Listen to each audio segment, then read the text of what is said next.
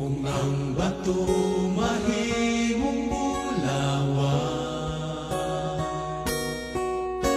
ang ulod mahimong alibang-bang. Kung ang mga balas sa baybayon mahimong ang perlas nga matahon, sa kahunggaw sa sala ako nahigawas, ug wala ko magdahong nga maluwas. Sa dihang isa nainya ako,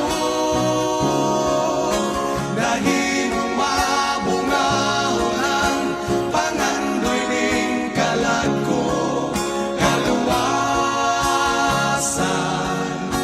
Ihatag bisan di